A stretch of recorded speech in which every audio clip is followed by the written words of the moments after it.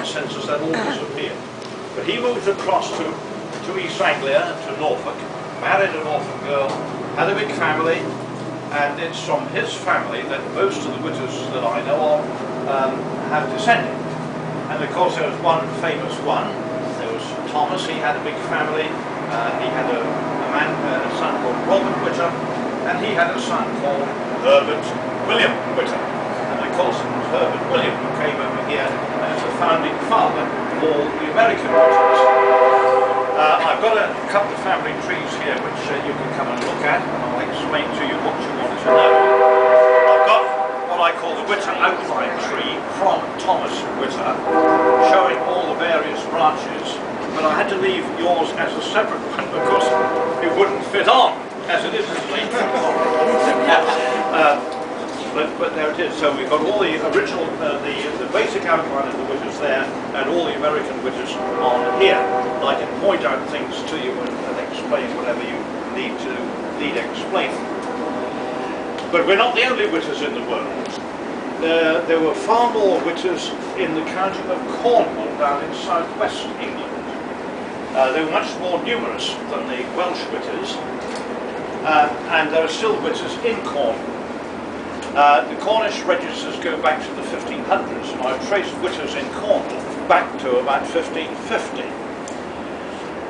They were mostly involved in the Cornish mining industry, but of course around about the mid-1800s the Cornish mining collapsed for various reasons, and these Cornish miners, who were experienced hard rock miners, because they had to dig underground and blast rock and so forth, they were in great demand in the developing countries, Canada, America, Australia, New Zealand, South Africa, where they were discovering minerals.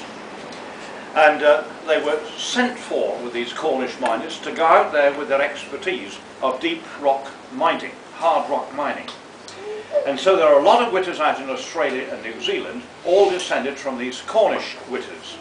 I've been in touch with probably 30 or 40 families out there, and I know quite a lot more, and I've got trees that take up about 4 times that amount of space just for the Australian and New Zealand Whittas.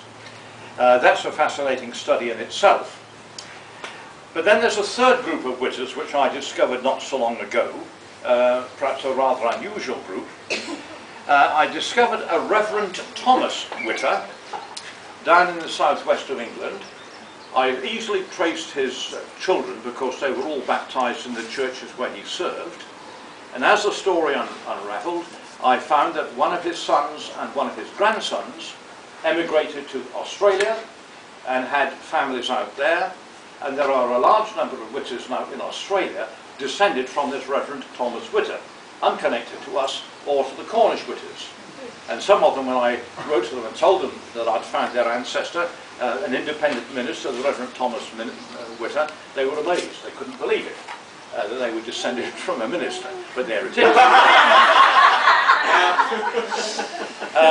So there are these three groups. I haven't brought his family tree with me because he's 2 foot together, believe it or not, from this one chap. But this Reverend Thomas Whitta, I didn't finish the story. Eventually, through engaging a researcher down in the southwest of England, because I'd been unable to find his birth and anything about his earlier life. And this researcher found his marriage in the town of Bristol to a Mary Verriard. I knew that his wife was called Mary Verriard, V-E-R-Y-Y-A-R-D, a most unusual name, and which was confined almost entirely to the county of Devon. But she found it. And then, of course, she knew from the register Thomas Whitta's father, and were able to go back another 3 generations. And the interesting thing is that his father, grandfather, great-grandfather weren't called Whitta. Their name varied from Whitehair, W-H-I-T-E-H-A-I-R, Whitehair, and Whittier, W-H-I-T-E-A-R, and another variation. And this Reverend Thomas was baptized Whittier, but he, for some unknown reason, established the spelling as Whitta, the same as ours. So we've got a lot of Whittas descended from him, who weren't originally strictly Whitta. So there we are. That's the basis of Whittas worldwide.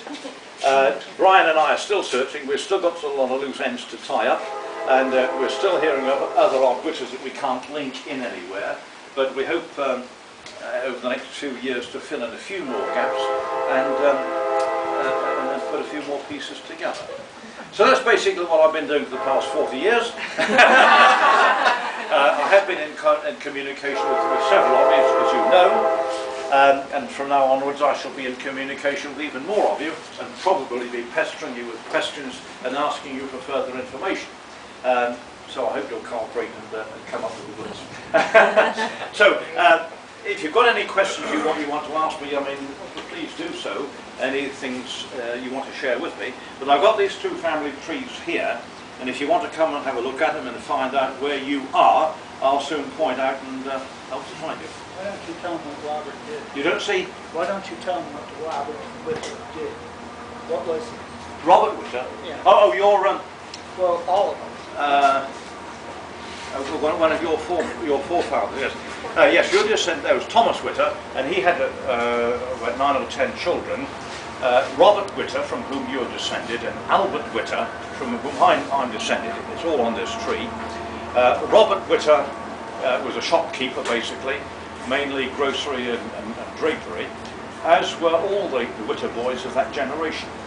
Of course, Thomas Whitta was a grocer draper, and all his sons seemed to follow in his footsteps, and most of them went to London to serve an apprenticeship with a big warehouse, and 2 or 3 of them stayed in London, but others came back to Brandon in Suffolk and carried on the business there.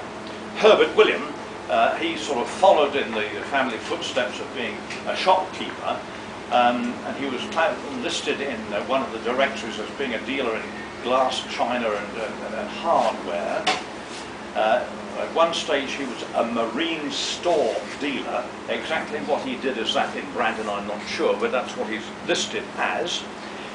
He was also at one stage a registrar of births, deaths and marriages, and a relieving officer, and officer for vaccination. All those things went together in those days. And then he had 4 children in England, and then around about 1891, 2 or 3, he decided to come over to the States, and the rest is history. Fairly recent history. So that's a little bit then, if you like, about that. So if you want to come and have a look at these trees, find yourselves on it, tell me anything that's wrong or anything more that I don't know. I'll be pleased to learn from you, and ask me any questions that you want.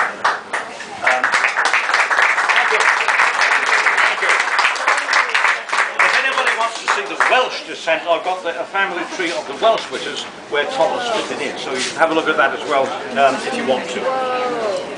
So there you are. This is the basic Whitta descent, and that's all the Can't find yourself, I'll bet. No. American. We will. Who are you? Where are you?